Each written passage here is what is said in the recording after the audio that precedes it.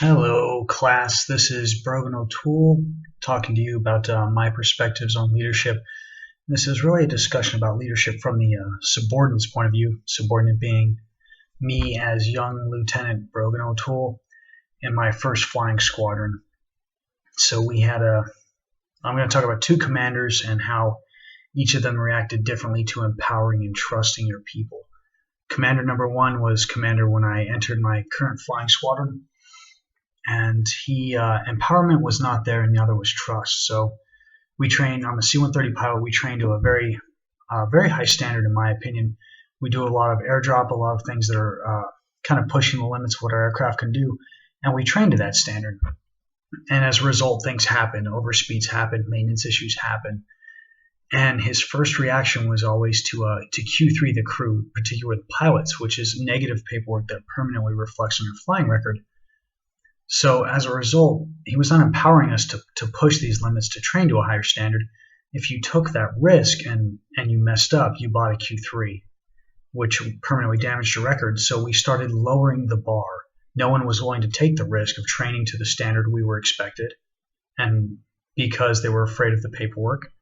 And also we had even commanders directed guidance, which lowered the bar for us. So we trained to a lower standard. And as a result, we deployed to Afghanistan, and we were not prepared because in Afghanistan those training wheels are off, and we had some issues. And throughout the next year, we had multiple mishaps both in Afghanistan and back in the United States, which ended up with that commander being fired for a loss of confidence. And it was not a loss of confidence from the top level down, obviously, but it was also a loss of confidence from the bottom up. We did not trust that commander when it came to defending his crews, that he would look after us, and that's why we always played it safe and no one pushed the limits. So it was a loss of trust.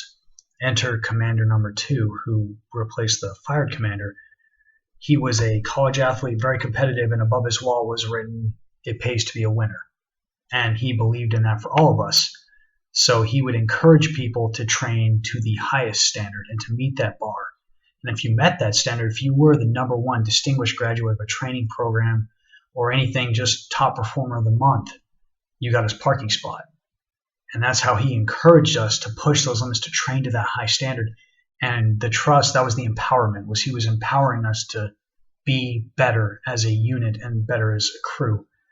And the trust came from us because we trusted him that if something went wrong, if you were dropping paratroopers at Fort Bragg and were pushing the limits of how many you could fit on a drop zone, and one went off the drop zone, you could trust him that he wasn't going to immediately Q3 or just fry the crew, that there would be some well thought out ideas, and if punishment was required, it was dictated.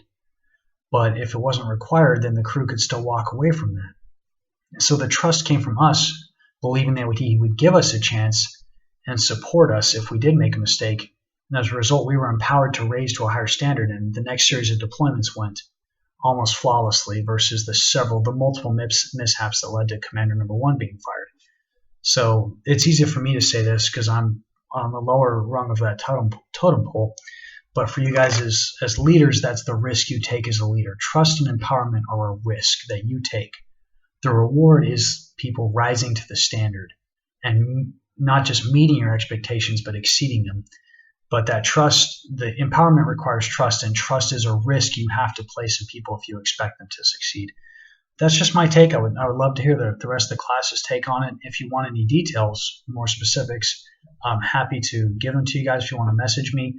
Just don't want to get too into the details, into the weeds, take up everybody's time. But please let me know your thoughts. I look forward to hearing from everybody, and good luck with class. Bye.